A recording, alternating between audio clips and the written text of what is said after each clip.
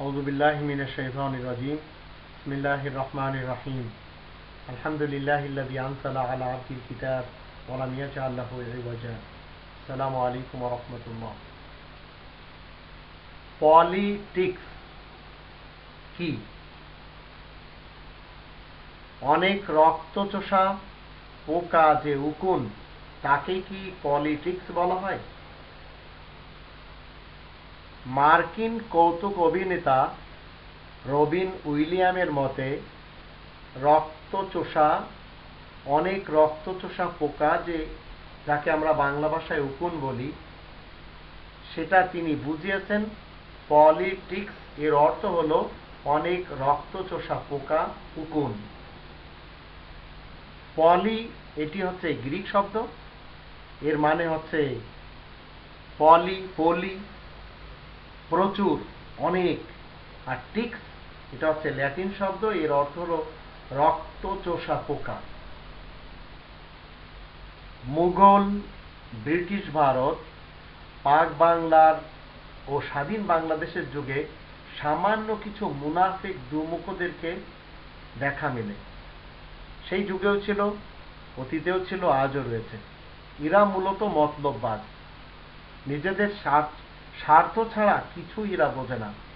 তাই তারা দেশের এবং সমাজের লোকদেরকে বেকুব বানানোর জন্য ভিন্ন ভিন্ন চালবাজি খেলে।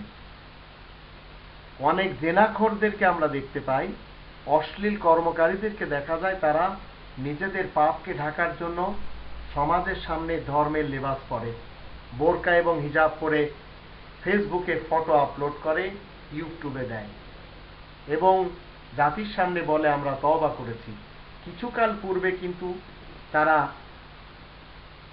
ব্যভিচার ছিল এবং তারা ছিল জিনাখোর। আর এক শ্রেণীর লোক যারা মূলত আমাদের দেশে পলিটিশিয়ান নামে পরিচিত।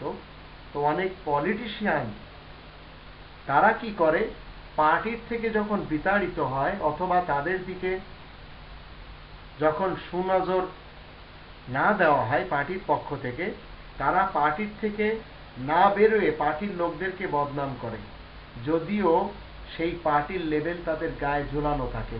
এ ধরনের লোক বাংলাদেশে অনেক রয়েছে। আর এক শ্রেণীর লোক যে পার্টির সহানুভূতিতে সে পরিচিতি লাভ করে, সে এত বড় স্থানে উপনীত হয়েছে বা বিশেষ ফ্যামিলির সাথে জুড়ে থেকে সেই ফ্যামিলির বিরোধিতা করে অথবা ধর্মের দোহাই দিয়ে দেশের মানুষদেরকে নিজের দিকে আকৃষ্ট করার জন্য ধর্মকে ব্যবহার করে। এমনদের সংখ্যা বাংলাদেশে অনেক, এত বেশি যে আপনি এবং আমি যদি একটু খোঁজ নিই আশেপাশে পাবো।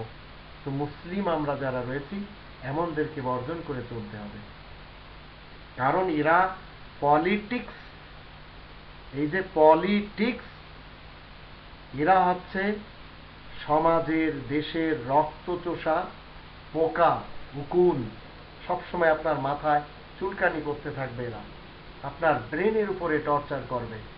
আর একদিন টর্চার সহ্য না করতে পেরে আপনি তার দলে ভিড়ে যাবেন, একটু রিল্যাক্স পাবেন। কিন্তু পরকাল, মুনাফিকিনদের পরকাল কি?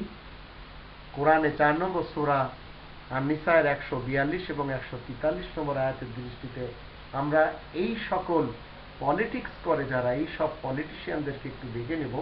আল্লাহ বলছেন 142 এবং 143 আয়াতে, ইন্নাল মুনাফিকিনা ইউখাদিউনা আল্লাহ ওয়া হুয়া খাদিউহুম ওয়া ইযা কামু ইলা সালাতি কামু কুসালা ইউরাউনা আন-নাসা ওয়া লা ইয়াযকুরুনা আল্লাহ ইল্লা কালিলা। নিশ্চয় মুনাফিকগণ আল্লাহ তাআলার সাথে ধোঁকাবাজি করে।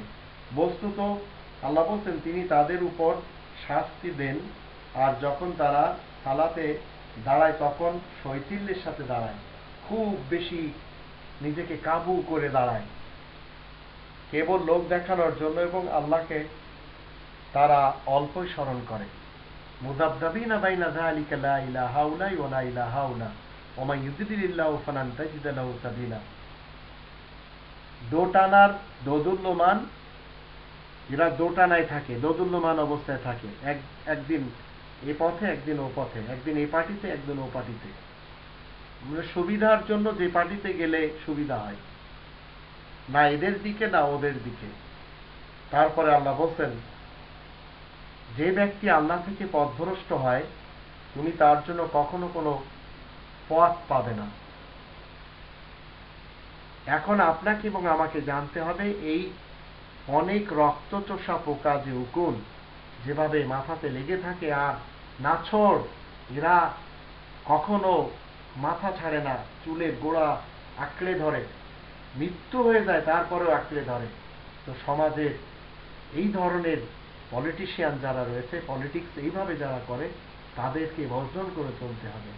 যখন সুবিধা আসবে তখন নবী রাসূলদের কথা বলবে, যখন সুবিধা অর্জন হয়ে যাবে তখন আবার জালিম, দুর্নীতিবাজ, দুষ্কৃতিকারী হয়ে যাবে। যখন টুপি পরার দরকার টুপি পরবে, বোরকা পরার দরকার বোরকা পরবে। তো এই ধরনের মুনাফিকিনদেরকে আমরা যারা মুসলিম রয়েছি বর্জন করে চলবো, নইলে পরকালে আমাদের সমস্যা রয়েছে।